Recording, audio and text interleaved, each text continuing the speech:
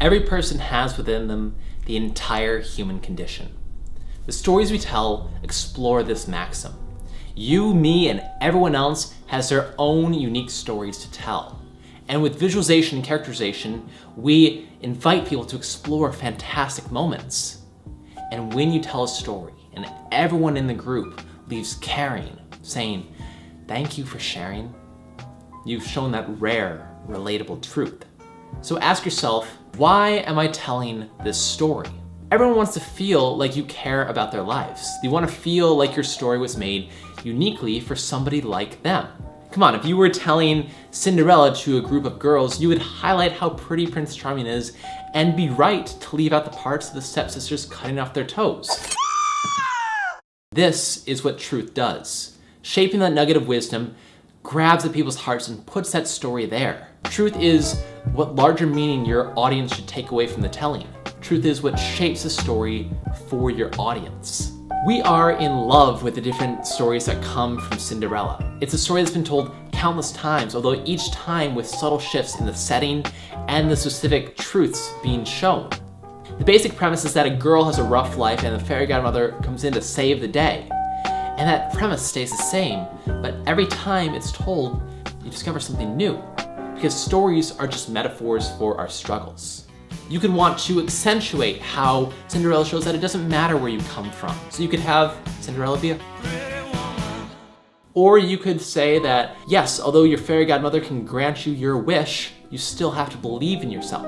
So you can have Cinderella be a king and the fairy godmother be a speech therapist.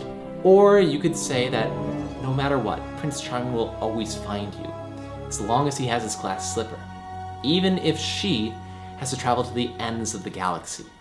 These are the same premise. You get the same point across, that you can have the Prince Charming life with the help of your fairy godmother. They're told to different audiences. They're the same premise with different truths. Everyone is a different story told under the same umbrella. We are in love with the different stories that come from Cinderella.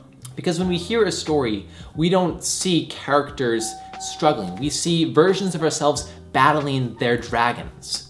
You and me are sentimental, so we care about characters like we care about ourselves. It doesn't matter if they're made up, even if they're elves. You sit on a throne of lies. And we could talk for hours and hours about the situation and their struggles, but ultimately, it's okay to gloss over some of the details, because all that we have to communicate is this is how they prevail. And that doesn't mean that a story has to end happily. Everybody wants to feel like they aren't alone. And no matter how a story ends, it gives them that solace against a vast unknown. And in sharing them, it gives us strength. Stories give us continuity with the past, buoyancy in the present, and hope for the future. A story forces you to say, this is who I am, and this is what I value. And we have to share our stories, because it's the only way that we can really connect with people. To show what I mean, I want to share one of my stories with you. We're going on a call as an EMT. It's priority 1, which means lights and sirens. We burst into the library and 500 eyes snap to us and then drop to this girl on the floor. She's just had a seizure and she's dazed. So we get her out of there and get her into the ambulance, and that's when she starts to realize what had happened. She starts sobbing from the embarrassment.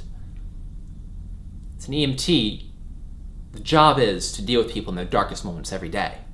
But what do you do in that situation? You can't ignore a sobbing girl.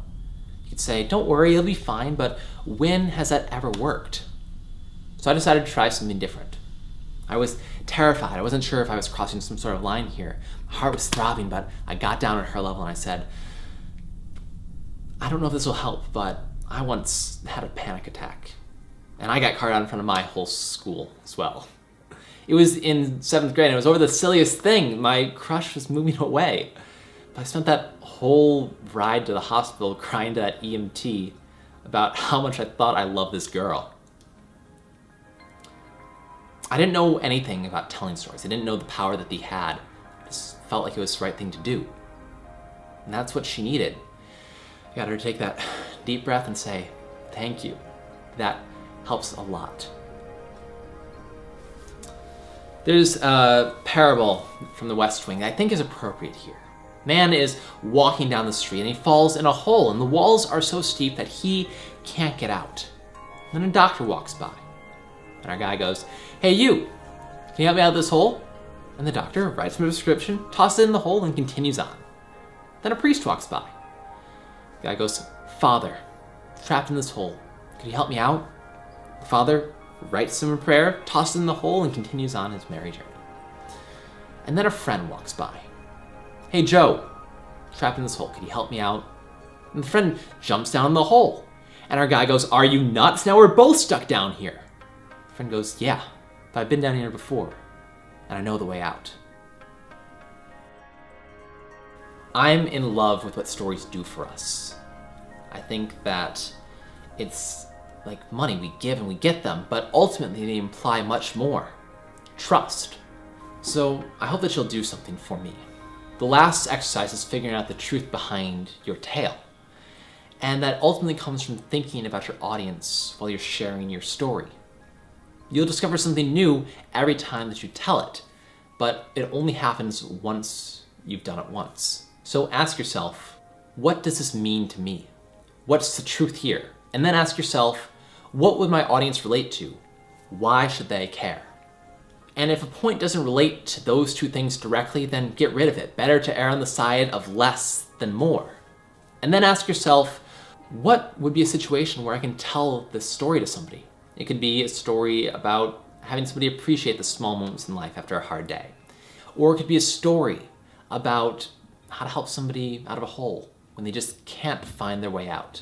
And when you're actually telling your story, there's going to be a lot of situations where the original just doesn't quite fit.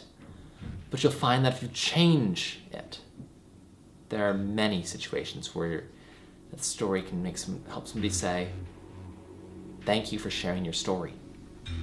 And as always, thanks for getting better.